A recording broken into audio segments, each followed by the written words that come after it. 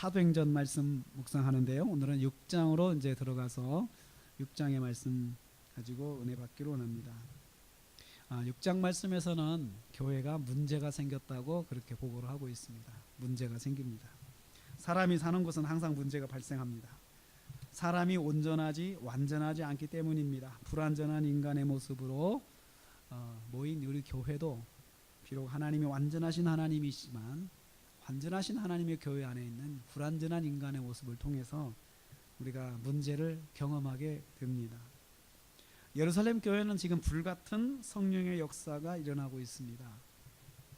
교회 안에 성령의 능력이 나타나고 있고, 우리가 본 것처럼 3장에 보면은 나면서 안전병이 되었던 사람이 예수님의 이름으로 일어나 걷는 기적의 역사가 나타나고, 각종 질병으로 고생하던 사람들이 교회에 나와 사도들이 안수하면 치유되고 또 회복되는 그러한 역사들이 막 나타나고 있습니다.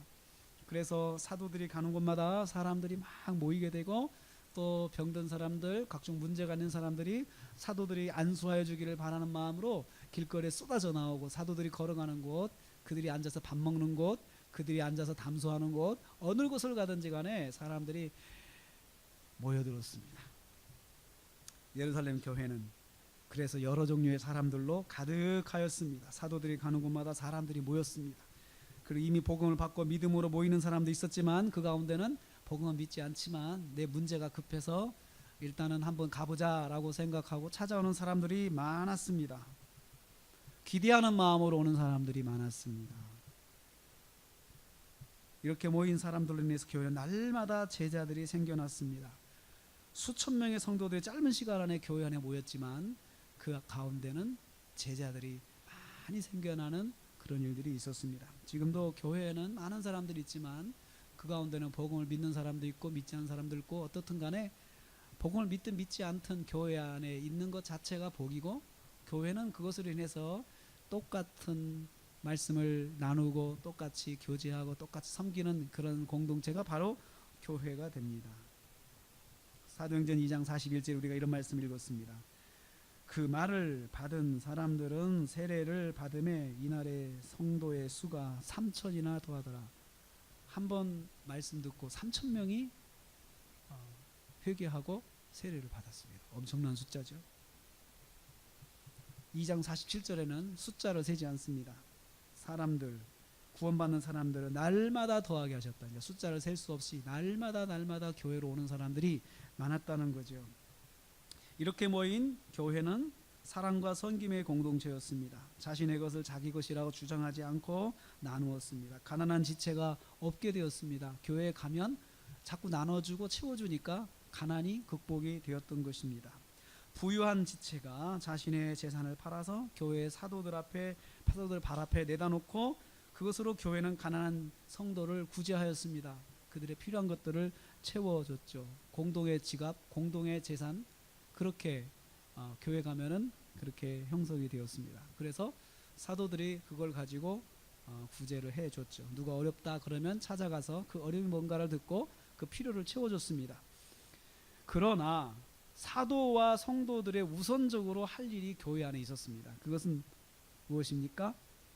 5장 42절에 이렇게 말씀하고 있죠. 그들이 날마다 성전에 있든지 집에 있든지 예수는 그리스도라 가르치기와 전도하기를 그치지 아니했다. 교회가 성도들이 많았지만은 사도들이 우선적으로 생각했던 것은 가르치기와 전도하는 거예요. 수많은 사람들이 모였지만 가르치는 것과 전도하는 일을 멈추지 않았습니다. 성전에 있든지, 예루살렘 성전에 모이는 거죠. 집에 있든지 성도들의 가정을 중심으로 해서 속으로 모이는 거예요. 가정교회라고 합니다. 자기 집을 오픈해서 자기 집에서 예배를 드리게 하는 거죠. 그래서 그 가정에 모이면은 그들이 거기서 무엇을 했느냐 하면은 예수는 그리스도라고 가르치는 일을 했고 또 전하는 일을 했다 그랬습니다. 그래서 성도들이 모이는 곳에 가장 중요한 요소는 가르치는 것과 전하는 것이에요.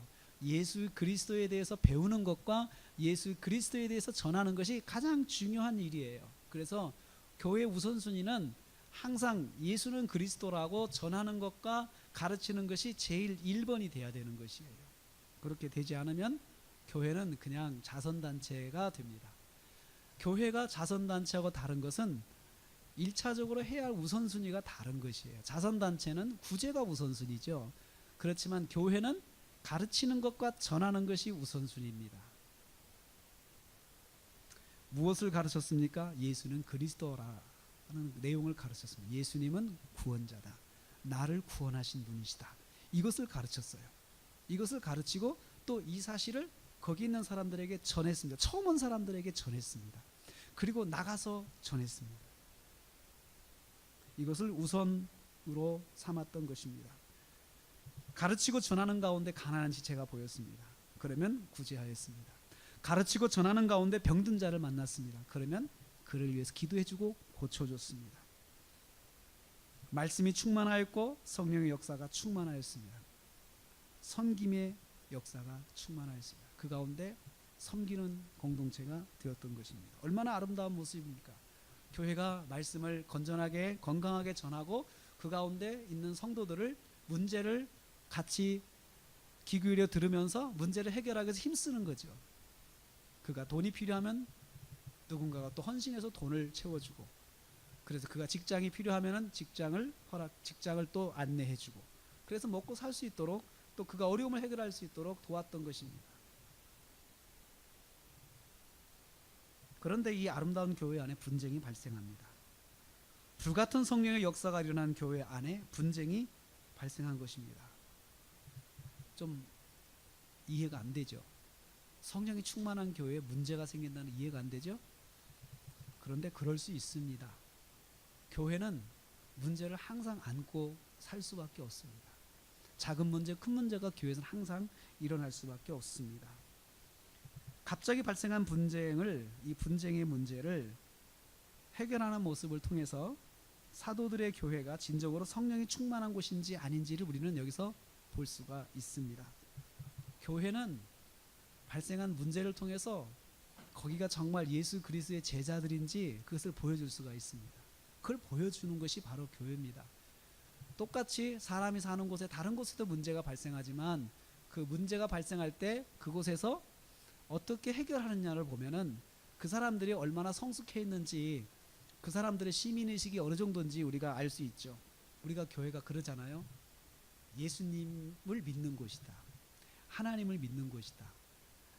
예수님의 제자들이 모인 곳이다. 또 예수님을 위해서 복음을 전하는 사람들이다. 나가서 전도하고 이러는데, 막상 교회가 어떤 문제가 생겼을 때 그 문제를 해결하는 방법을 보면 사람들이 실망을 많이 해요. 실망을 많이 해요. 왜 실망하느냐?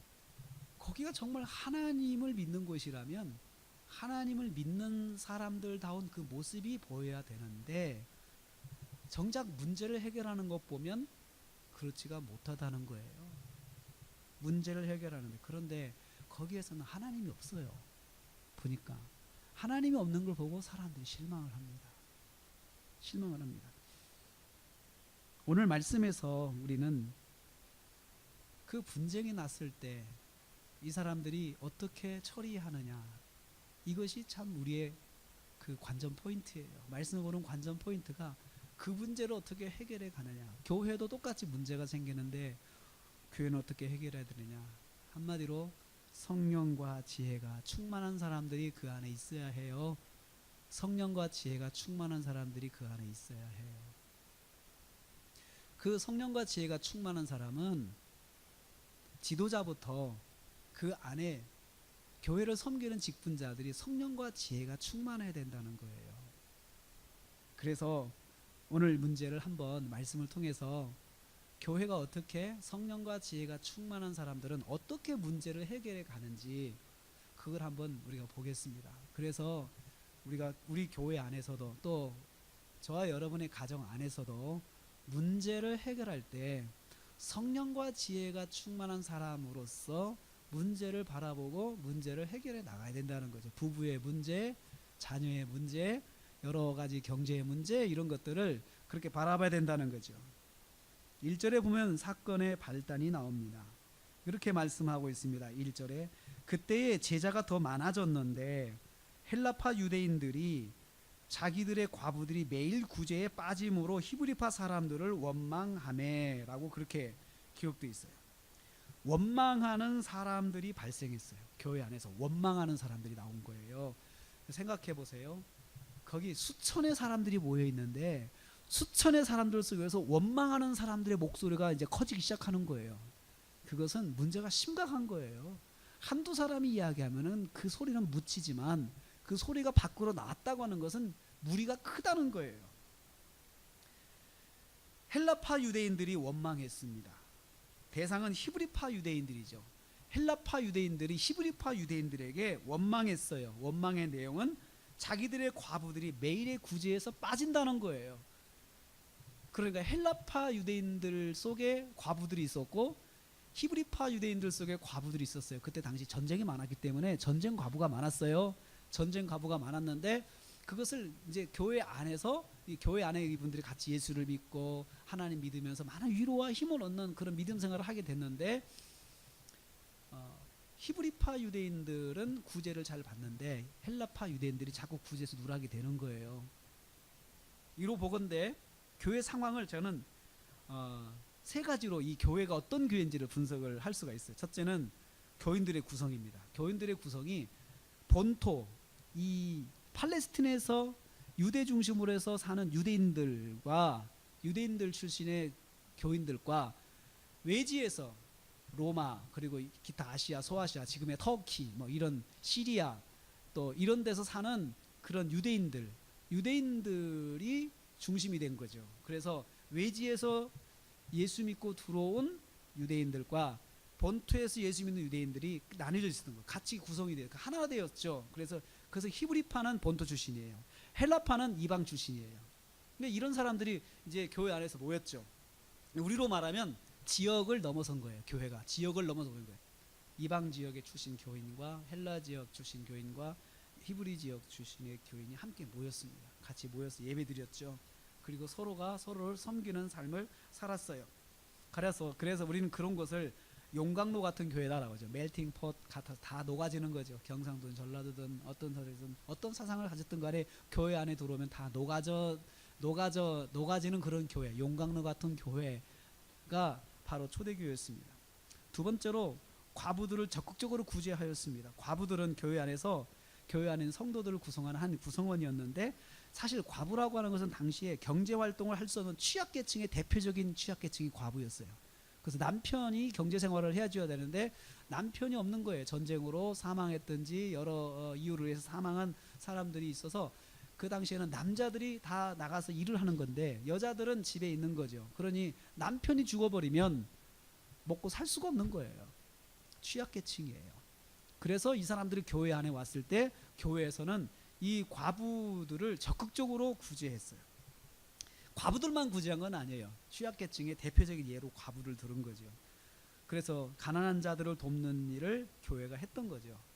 그리고 적극적으로 했다는 것을 알 수 있어요. 그럼 매일 구제라고 하잖아요. 매일 구제, 매일매일 먹고 살 수 있도록 교회가 도와줬다는 거죠. 그러니까 거의 어떻게 보면 생활비를 다 대준 것 같아요. 지금으로 말하면 그분들이 생활을 할 수 없으니까 그렇게 한 거죠. 셋째는 교회가 행한 구제가 보면은 우선적으로 교회 안에 있는 과부들을 먼저 시작했다는 거죠.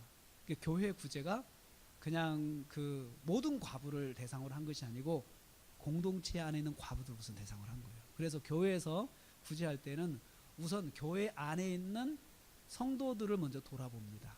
그래서 교회 안에 있는 성도들을 도와주고 그리고 또 교회 밖으로 나가서 또 돕는 일들을 하는 것이죠. 그래서 먼저 교회 안에 있는 과부들을 돌아봤다는 것을 여기서 알 수 있습니다.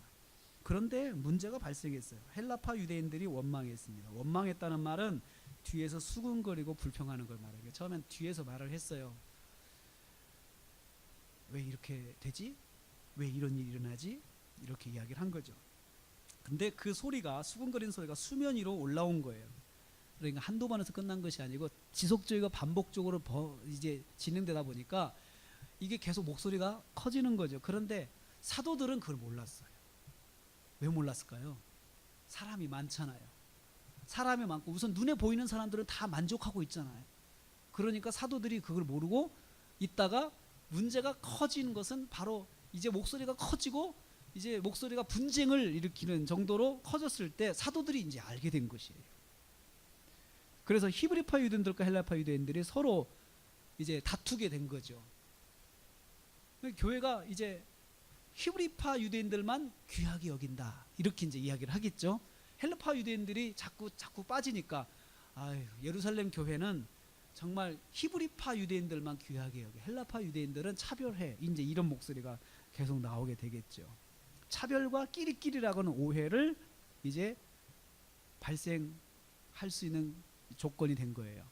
이거 계속 지속되면 이제 끼리끼리다라고 이제 고정이 돼요. 그래서 저기는 끼리끼리야. 저기는 정말 그 파벌이 있어. 헬라파는 대접 못 받아 하면서 이제 소외되는 그런 문제를 갖게 되는 거죠. 이렇게 되면 교회가 갈라집니다. 교회가 나눠지게 되는 거예요. 헬라파 교회, 히브리파 교회 나눠지는 거예요.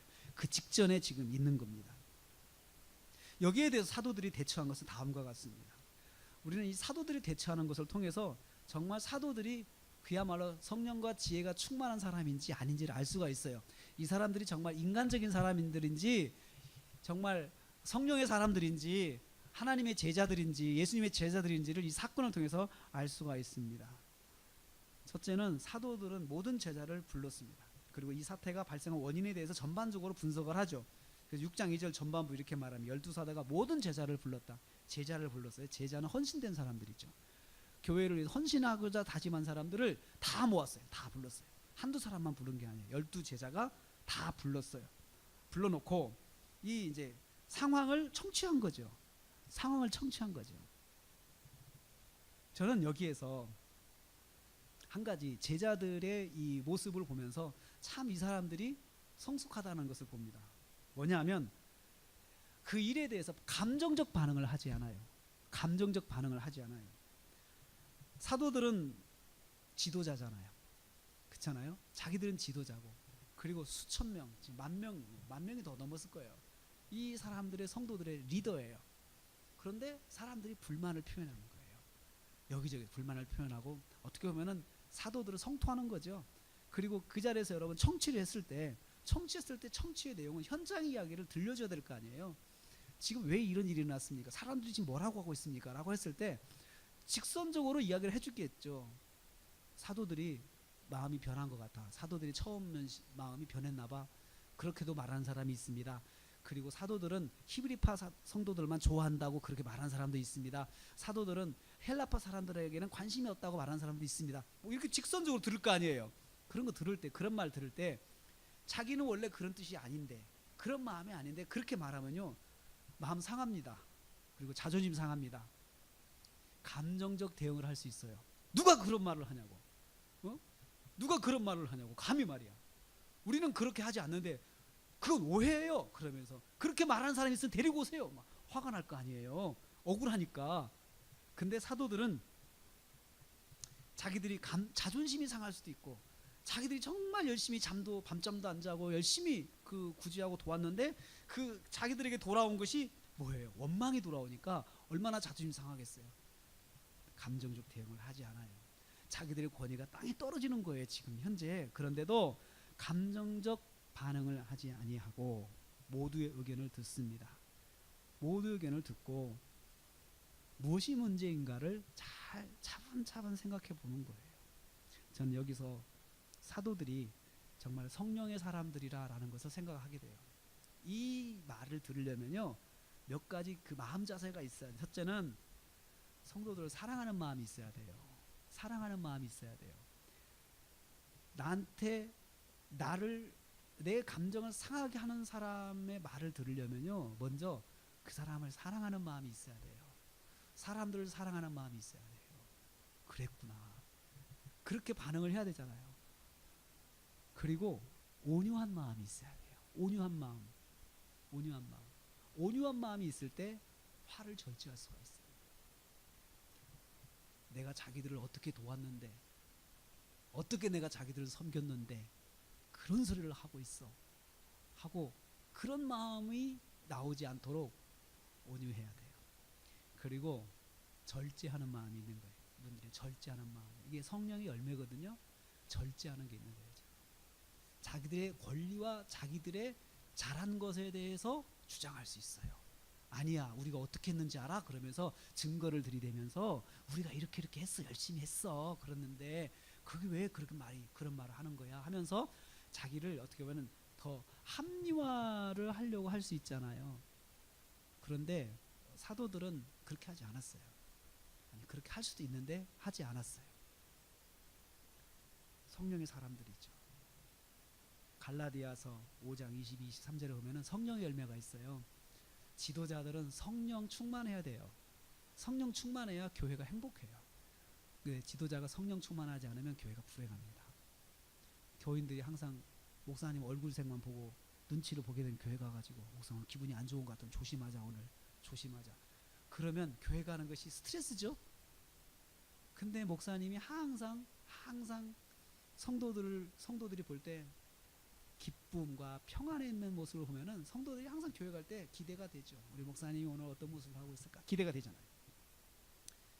저 자신도 한번 돌아보게 돼. 거울을 한번 봤어요. 거울을 봤습니다. 내가 항상 얼굴에 기쁜 모습을 가지고 있나. 가끔씩 제가 그런 짓도 있으면 당신은 항상 기쁘냐고 저한테 그런 이야기를 하는 사람이 있어요. 항상 기쁘냐고, 항상 기쁘다고. 뭐가 그렇게 기쁘냐고. 할 말이 없어요. 그러면 기쁜데, 그냥 기쁜데.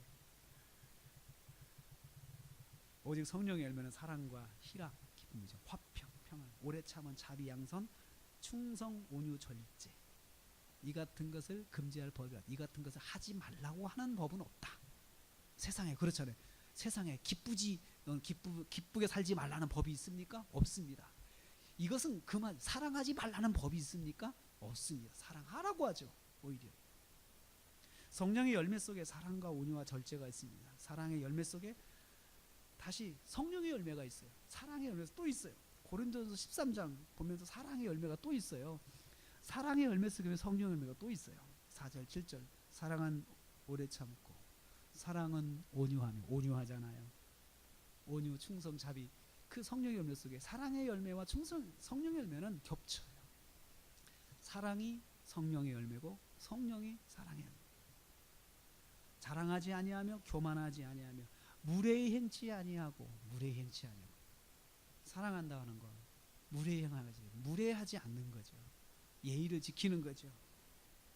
성내지 아니하고 모든 것을 참으며 모든 것을 믿으며 모든 것을 바라며 모든 것을 견딘다. 이 사랑의 열매가 여기 있어요. 성령 충만한 사도들은 사랑의 사람들이었습니다. 그 말을 듣고 그 성도들을 사랑하는 마음이 있으니까 말을 들어보는 거죠. 여러분도 어떠십니까? 어떻게 반응하십니까? 나한테 따질 때 왜 엄마는 이거밖에 못하냐고 따질 때, 그런 소리를 들을 때 가장 충격적인 소리가 됩니다. 왜 아빠는 그거밖에 못하냐고, 왜 아빠는 그렇게 나한테 뭐 해준 것이 있냐고. 참 그런 말 들으면 상처가 많이 되죠. 그 사도들이 아마 그 소리를 들었을 거예요. 당신들이 해준 게 뭐가 있냐. 사실 그 말은 해준 게 없다는 게 아니고 그만큼 마음이 상하다는 것을 표현하는 거거든요, 사실은. 그런데 그 말을 들으면 그 말의 문장 자체가 굉장히 충격적인 문장이기 때문에 사람들은 그걸 듣고 상처를 받습니다. 그러면 감정적 반응이 나오죠. 내가 왜 해준 것이 없냐고. 그러면 이제 싸움이 되죠. 다툼이 더 커지죠. 사도들은 냉정하고 차분하게 문제를 분석했습니다. 그리고 문제점을 찾아냈어요. 그게 지혜로운 거예요. 그게 성령의 사람이에요. 가끔씩 성도들로부터 그런 소리를 들을 수 있어요. 그럴 때 성령의 충만한 목사님은 거기에서 자존감을 상하고 상처받으면 성령의 사람이 아니에요. 그냥 똑같은 인간적인 사람이죠. 그러나 성령의 사람은 그 속에서 문제점을 찾으려고 애를 써요. 뭐가 문제였을까? 어떻게 해서 그렇게 된 걸까? 그래, 내가 거기서 뭘 잘못했을까? 찾아보는 거죠, 냉정하게. 그것이 나를 공격하려고 한 것이 아니고 현재 교회 문제에 대해서 이야기를 한 거니까 그건 내 책임이잖아요. 그냥 생각을 해봐야 되는 거죠. 그래서 다시 2절 말씀을 이렇게 말합니다. 우리가 하나님의 말씀을 제쳐놓고 접대를 일삼는 것이 마땅하지 않다. 문제점을 찾아냈어요. 이건 뭐냐? 우리가 하나님의 말씀을 뒤로 하고 접대하는 일을 우선으로 했던 것이 문제다 이거예요. 우리가 할 일을 마땅히 할 일을 뒤로 하고 마땅히 할 일이 아닌 일에 대해서 우리가 거기에 끼어들어서 우리가 전적인 책임을 지고 한 것이 문제다 이렇게 본 거예요. 이게 무슨 말입니까? 이 사도들은 그동안 자기들이 어떤 문제 해결을 위해서 적극적으로 뛰었다는 것을 인정을 해요. 구제를 위해서 적극적으로 뛰었어요. 뭐 밤잠 안 자고 여러분 수천 명의 사람들을 구제한다 생각해 보세요. 그 사람 한 사람한테 적당하게 맞게 알맞게 그 사람들의 규모에 맞게 다 구제. 10식구는 10식구에 맞게 물질을 줘야 되고 5식구는 5식구에 맞게 줘야 되고 그렇잖아요. 그런 걸 다 조절을 하니라고 하면은 12명이 수천 명을 감당한다 생각해 보세요. 시간이 없죠. 아마 밥도 못 먹고 했을 거예요. 참 수고를 많이 했잖아요. 그런데 이것은 우리가 잘못한 것이다 라고 생각을 했어요. 여기서 접대한다는 말은요, 우리가 접대를 일삼는 것은 마땅하지 않다. 접대라고 표현했는데 이 접대라는 말 헬라어로 상입니다. 밥상. 우리가 상을 차린 일은 잘못한 것이다. 상 차린 일은 잘못. 그러니까 그들을 먹이기 위해서 매일 그들이 교회 와서 같이 먹었던 것 같아요. 먹도록 했던 것 같아요. 그리고 음식도 나누고 했던 것 같은데 이것은 뭐냐면 식탁이나 상을 차린다는 건데 직접 몸으로 섬긴 건 말한 겁니다. 자기들이 직접 몸으로 섬긴 것은 잘못한 거다. 잘못한 거다. 그게 왜 잘못이에요? 이게 왜 잘못된 거예요? 이것은 전문성이 약한 사람이 전문성을 가진 것처럼 일하니까 잘못된 거라는 거죠. 사도들이 열심히 했잖아요. 근데 전문성이 약하다 보니까 뭐가 있어요? 문제가 생기는 거예요.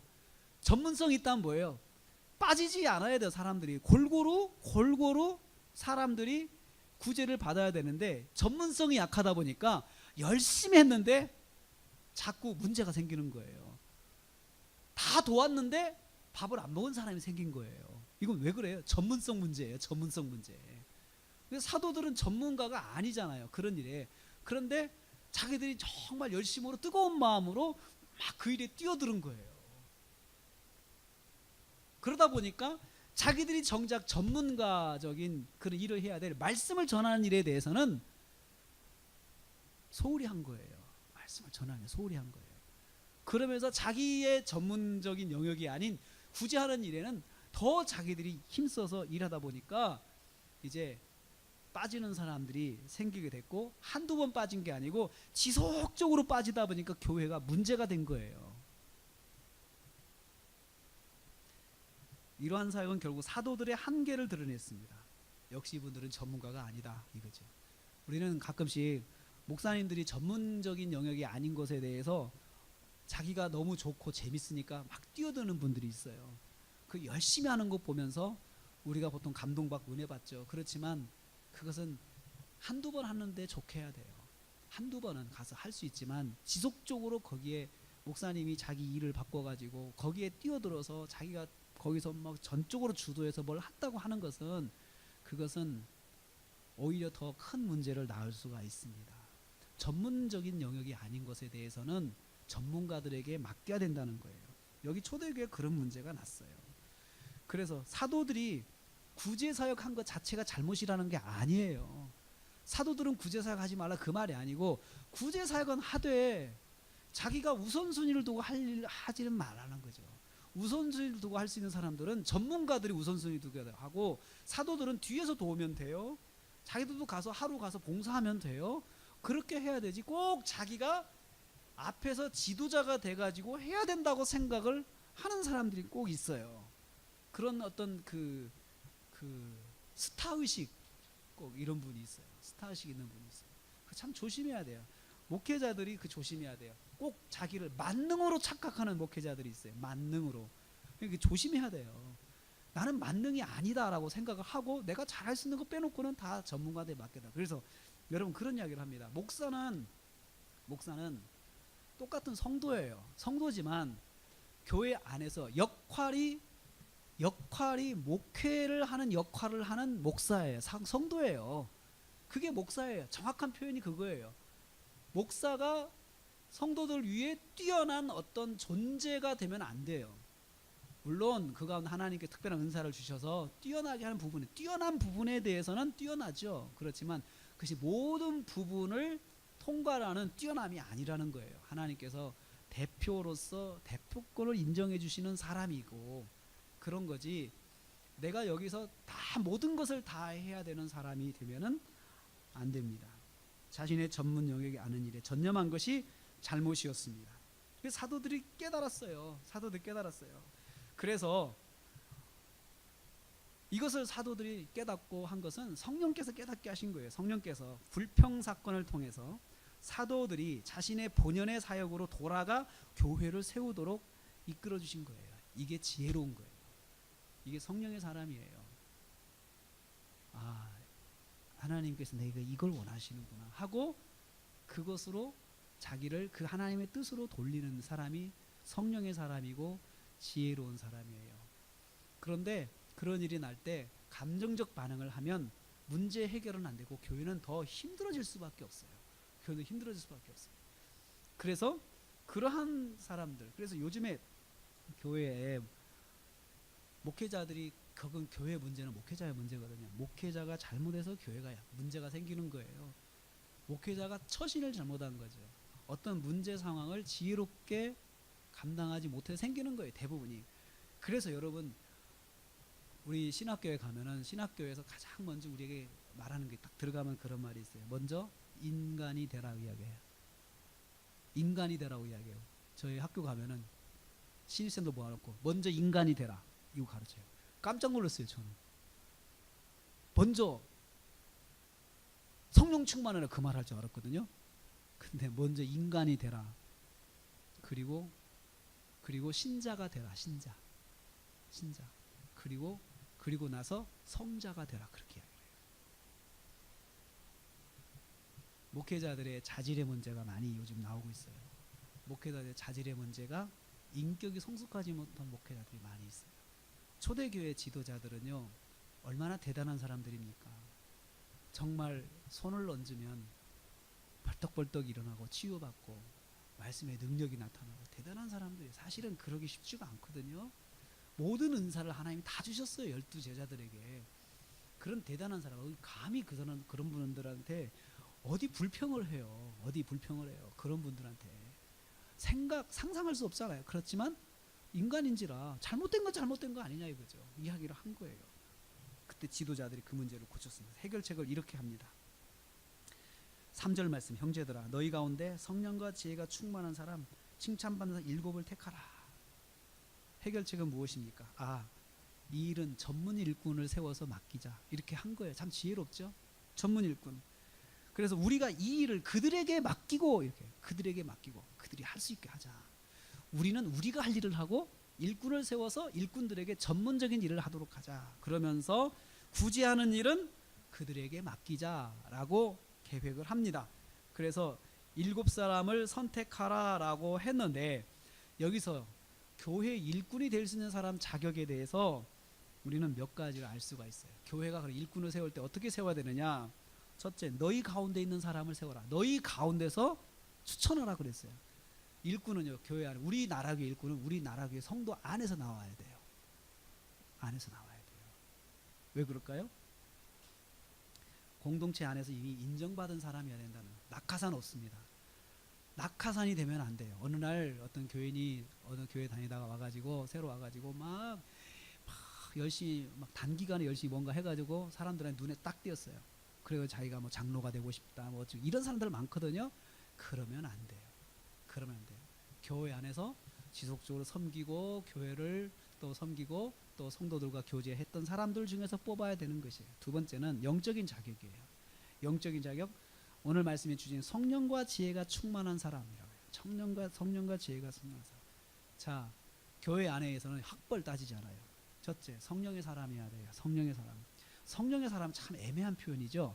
근데 이건 알고 보면 참 간단해요. 성령의 사람은 성령의 열매가 있는 사람이에요. 성령 충만한 사람으로서 성령의 열매, 사랑과 일합과 화평과 인내와 자비 양선 충성과 절제, 이런 삶의 열매가 있는 사람이에요. 그러니까 성령의 사람이라고 하는 것이 그냥 가만히 앉아가지고 뭘 봤다고 몸을 부르르 떠는 사람이 아니에요. 네? 그런 사람이 성령의 사람이 아니에요. 성령의 사람이 열매가 있는 거죠. 사랑의 열매, 관계 속에서 벌컥 화를 내면서 그냥 뭐 확 문 닫고 나가버린다든지, 성령의 사람이 아니에요. 성령의 사람이. 그런 사람이 직분자 되면 교회 피곤합니다. 힘듭니다. 재직해 무슨 회의를 하면은 자기 마음에 안 들면은 막 화를 내고 의자를 발로 차고 막 이런 사람들이 있어요. 우리 교회는 그런 사람이 없잖아요. 근데 교회가 그런 사람들이 있어요. 성령의 사람은 무엇보다도 하나님 말씀이다 그러면은 순종하려고 애쓰는 사람이에요. 순종하려고. 항상 우리가 살면서 10년, 15년, 7년 이렇게 지내면서 늘 교회 안에서 교회를 섬긴 사람들이 세워져야 되고, 이 사람들이 뭘 보여줘야 되냐? 영적인 삶을 보여줘야 돼요. 하나님 앞에서 순종할 줄 알고, 그리고 자기 감정을 절제할 줄 알고, 또 표현은 정확하게 하되, 그렇다고 해서 여러분 말없이 사는 것이 성령의 사람은 아니에요. 할 말은 해야 돼요. 할 말을 하는데 교회를 위해서 할 말을 하는 거죠. 그러면서 그걸 교회를 위해서, 교회를 세우기 위해서 건설적인 좋은 말들을 할 줄 알아야 되는 거죠. 두 번째, 지혜가 있는 사람의 지혜가. 여기서 지식이 있는 사람이 아니라고, 지식 있는 사람을 조건 걸지 않은 걸 잘 보세요. 지식은 학벌을 말하잖아요. 학벌 있는 사람이 직분자가 되는 것이 아니에요. 지혜가 있어야 돼요. 지혜라고 하는 것은 자신의 지식을 삶에 적용하는 능력을 지혜라고 해요. 지식을 삶에 적용하는 거예요. 그래서 여러분 또 한 가지 여기서요. 성경 공부 많이 한 사람을 세우라 하지 않았죠. 지혜가 있어야 된다. 지혜가.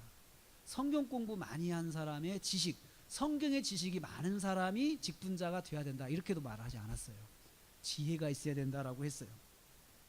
여러분 말씀에 대한 지식만 있으면 사람들이 정죄를 많이 해요. 그러니까 지식만 있는 사람은, 성경에 대한 지식만 있는 사람은요 자꾸 판단을 해요. 뭐가 잘못됐어, 뭐가 틀렸어. 자꾸 지적만 하고 다녀요. 그런데 여러분 지혜로운 사람은 그 지식을 가지고 잘, 뭐가 틀렸다 하더라도 그 틀린 것을 어떻게 표현을 할까, 그걸 어떻게 교회를 위해서 이걸 내가 말할까, 이렇게 생각을 좀 하고 하는 사람이에요.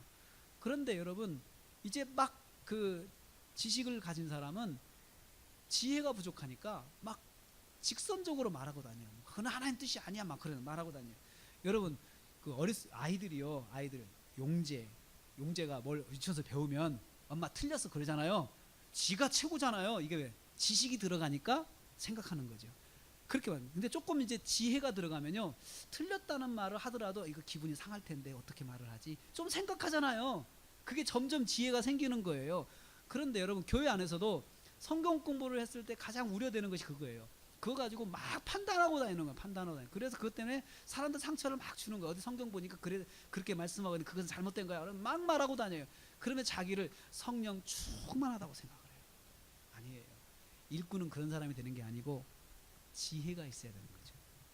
빌립보 교회가 문제가 있었어요.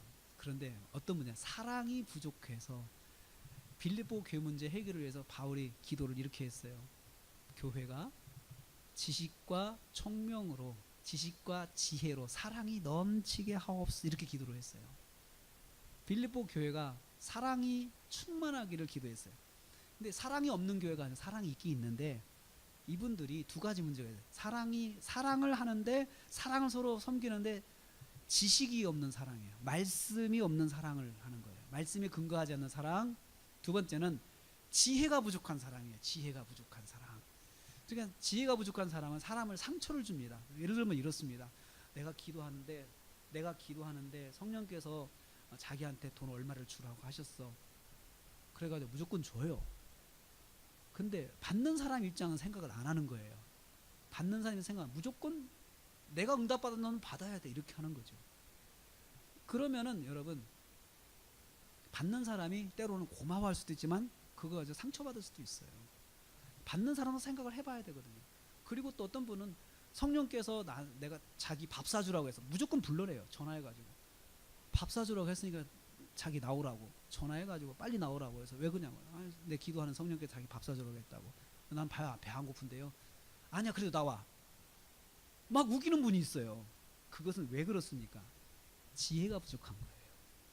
지식은 맞아요. 성령의 말씀에 순종하는 지식은 맞아요. 그런데 거기에 대해서 순종할 때에 있어서 지혜가 필요한 거예요. 지혜가. 그렇지, 그것이 사실은 교회 안에서 갈등의 문제들은요, 지혜가 부족해서 갈등하는 거예요. 지혜가 부족해서. 지식의 문제가 아니에요. 다 성경적으로 맞는데 지혜가 부족한 것이에요. 그래가지고 지혜가 총명한 사랑을 베풀게 해달라, 그렇게 기도를 했어요. 지혜가 부족한 직분자는요, 말씀대로 행하면서 매사에 갈등하게 돼요. 지혜가 부족하면. 그래서 우리가 정말 조심할 것은 무례하지 않아야 돼요. 내가 말씀을 통해서 어떤 은혜를 받았다고 해서 막 함부로 말하거나 함부로 행동하면 안 된다는 거예요. 무례하지만. 그리고 셋째로 칭찬받는 사람에 대한, 칭찬받는 사람. 칭찬받는 사람을 택하라. 칭찬받는다는 것은요, 증인이 된다는 거죠. 모델이 된다는 거죠. 일꾼을 세울 때요, 칭찬을 받아야 돼요. 사람들로부터. 그러니까 사람들이 인정하는 사람을 세워라. 그래서 추천을 사도들이 하지 않았어요. 7사람 사도들이 하지 아니하고 성도들한테 하라고 그랬어요. 너희들이 볼 때 성령과 지혜가 충만하고 칭찬받는 사람 너희들이 눈에로 골라라 그랬어요. 골라냈어요. 믿음 생활은 모델이 돼야 됩니다. 신앙 생활은 여러분 모델이 돼야 돼요. 모델이 돼야 돼요. 그래서 이 모델이 되는 거에 대해서 디모데전서 3장 8절 10절 보면은 더 구체적으로 이야기를 해요. 어떻게 살아야 되느냐. 어떻게 보면 여러분 교회 생활이 그냥 교회만 출석 잘하면 된다 생각하잖아요. 근데 정말로 교회에서는 출석만 잘하는 것이 좋은 게 아니에요. 거기서 삶이 있어야 돼요. 삶이 있어야 되는데 이렇게 말합니다. 디모데전서 3장 8절 10절 말씀 이렇게 말합니다. 교회 안에 안수 집사를 세우려면, 앞에서 일하는 사람을 세우려면, 첫째, 정중한 사람, 정중하고, 일구이연하지 않고, 이랬다 저랬다 하지 않고, 8절, 술에 임박이지 아니하고, 그 다음에 더러운 일을 탐하지 아니하고, 그 다음에 깨끗한 양심에 믿음의 비밀을 가지는 뭔가 체험 있는 사람, 그리고 이 사람들을 먼저 시험해 보고 그 뒤에 책망할 것이 없으면 세우라라고. 아무나 세우라는 것이 아니에요. 아무나 세우는 것이. 그리고 그 앞에 6절 7절 보면 이렇게만 있어요. 새로 입교한 사람도 세우지 마라. 왜냐하면 교만하여져서 마귀의 정죄에 빠질까 하노라. 이제 막 믿음 생활한 사람 세우지 마라 이거죠. 왜냐하면 교만해질 수 있다 이거죠. 그리고 7절 말씀, 외인에게도 선한 증거를 얻은 자라야 된다. 안 믿는 사람도 그 사람 보면 저 사람 참 괜찮은 사람이야 라고 하는 사람을 세워야 한다는 거죠. 세워야 한다는 거죠. 이 부분에 있어서는 목사와 집사의 공통사항입니다. 목사와 집사와 공통사항. 네 번째는 제한된 인원입니다. 7이라고 했죠. 제한된 인원. 모두가 다 직분자는 아니라는 거죠. 제한된 인원을 세워라. 그래서 잘 뽑으라는 거예요. 많이 뽑으려고 하지 말고 잘 뽑아라. 잘 뽑아라. 저는 우리 교회에 이러한 일꾼들이 좀 세우기를 기도하고 있습니다. 이러한 일꾼들이 세워서 교회가 교회를 교회답게 하는 일에 우리 성도들이 함께 동참했으면 좋겠어요. 그래서 사도들이 그렇게 기준을 제시하니까 교인들이 뽑았어요. 7명 뽑아 세웠어요. 그 결과 무슨 일이 일어났습니까? 7절 말씀에 하나님의 말씀이 점점 왕성하여 예루살렘에 있는 제자의 수가 더 심히 많아지고 허다한 제사장의 무리도 이도에 복종합니다. 문제는 없어졌어요. 당연히 없어지겠죠. 전문적인 7명이 얼마나 잘 하겠어요. 사도들은 말씀에만 전념하니까 말씀이 점점 흥황했다. 말씀이 막 역사. 말씀을 선포할 때만 말씀을 듣고 믿음으로 나오는 제자들이 많이 생긴 거죠.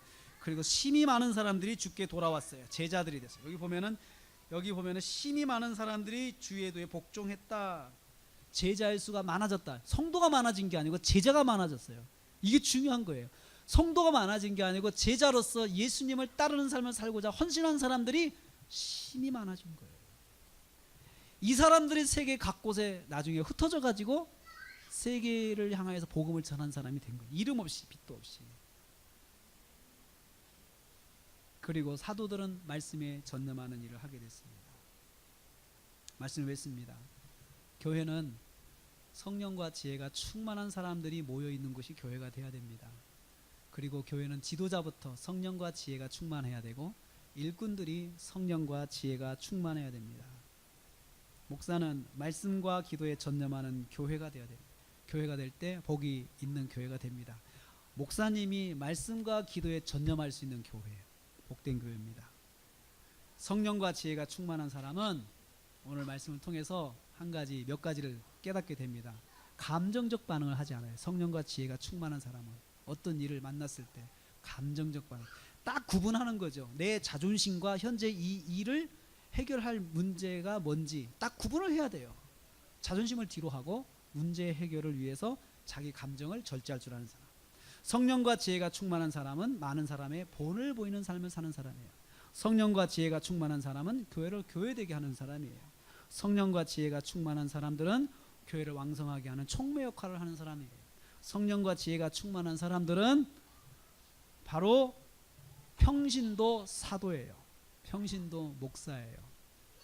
여러분, 교회 안에는 목사님보다 더 참 믿음이 좋고 참 헌신을 잘하는 성도들이 참 많이 있어요.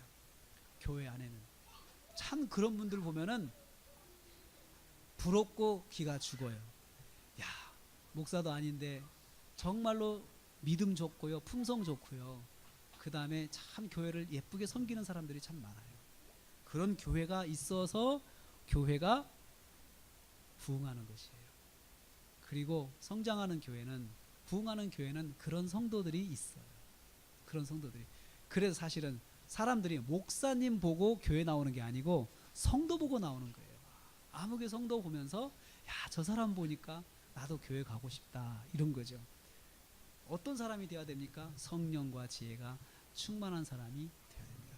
오늘 우리나라 교회에 성령과 지혜가 충만한 목사님 되고 우리 성도들 되기를 주님의 이름으로 축복합니다.